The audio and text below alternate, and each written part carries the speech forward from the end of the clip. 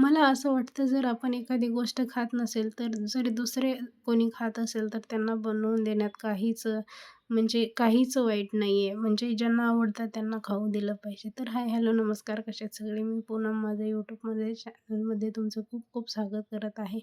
तर सकाळी मस्त असं सर्व घरातली कामं वगैरे आवरली आणि नंतर मग आम्ही चाललो DMartला. जरा थोडंसं उन्हाचंच चाललं होतं, कारण की इकडे पण खूप थंडी वाजते. त्यामुळे मग गेलो मस्त DMartमध्ये सर्व सामान वगैरे घेतलं आणि सामान नंतर थोडंसं थकायला झालं. मग थोडं बसलो. नंतर एक सॉफ्टी खाल्ली आणि त्यानंतर इकडे मस्त असं सर्व सामान गाडीवरती सेट केलं आणि मग नंतर घरी यायला निघालो. मग आल्यानंतर सर्व सामान वगैरे लावून घेतलं आणि रात्रीच्या जेवणासाठी मग बनवलं की चिकन मिस्टरांसाठी, कारण मी खात नाही त्यामुळे त्यांना बनवून द्यायला मी कधीच नाही म्हणत नाही. तर जे खातात त्यांना खाऊ दिलं पाहिजे. तर मग त्यांना मस्त असं आणि खूप जास्त ते कधी जास्त खात नाहीत.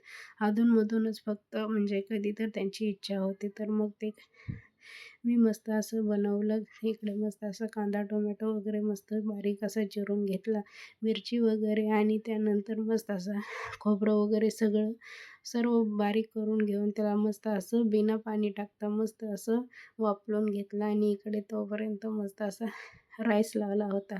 मग नंतर इकडे बघू शकता तुम्ही कसं मस्त असं चिकन बनवलं आहे. हं, मी जास्त करून नाही बनवत. जेव्हा बनवते तेव्हा माझ्या मिस्टरांना खूप आवडतं. माहीत नाही, मला जसं जमतं तसं मी करते. त्यामुळे ते बोलले, "एवढे छान झालं होतं की काय विचारूच नको." काय माहिती मग कसं झालं होतं.